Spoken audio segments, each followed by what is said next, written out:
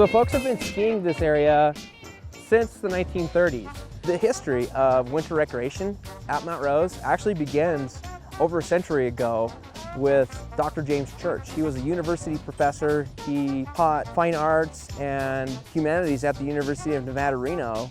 He was a pioneer on many fronts, and all on a dare, he became the first person of European descent to summit Mount Rose during the winter, that 10,776-foot peak. In 1906, he partnered with the University Experimental Agricultural Station, and they formed the Mount Rose Observatory on the peak up there.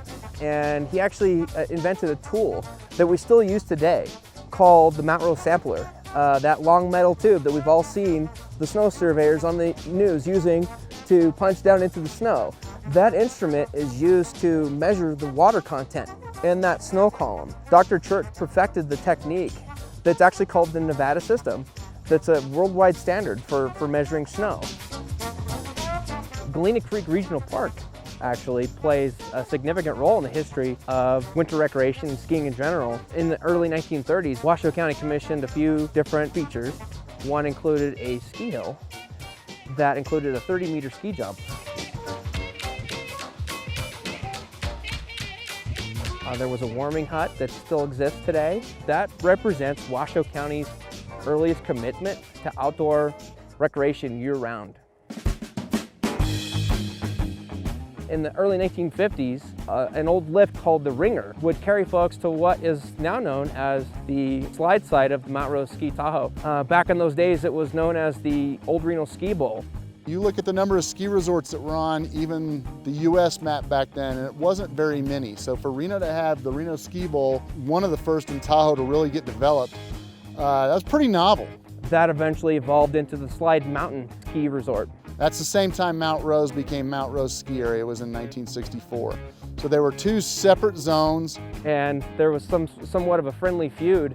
And I guess if you somehow ended up on the wrong side of the mountain, sometimes you had to hoof it back or get a ride because the lift operators weren't always friendly enough to let you back over. Yeah, they used to have some dirty politics. They'd call and say, oh no, there was a big avalanche on the other side, you can't ski there. So in '87, it was kind of like, all right, that was the beginning of this mountain really becoming a lot more cohesive. When Mount Rose and Slide Mountain became one, it all became Mount Rose, and then that became the Slide Bowl of Mount Rose. People have called it the East Bowl of Mount Rose. Every local in the world is gonna say it's slide stupid. The original warming hut had 9 different additions on it as the Slide Lodge.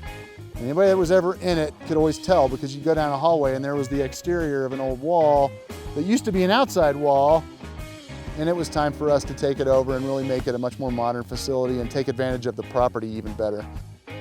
It is a locals mountain. We're very much beloved by our devoted locals, but we actually, our mix tends to be about 55% local, about 35% drive, and 10% comes by destination, by fly market. So yeah, when everybody goes, oh no, it's all locals. No, that's what gives this place its charm. Organically, that's why people like coming here. It's authentic. People want to be here. A lot of the locals know each other. It has that, it's a vibe you cannot buy. There's great old stories all over the place that you'll hear from old timers, because this place has been here so long, and a lot of people have lived here and experienced this resort. So anytime you get somebody who can share with you those tales, that's always kind of a treasure.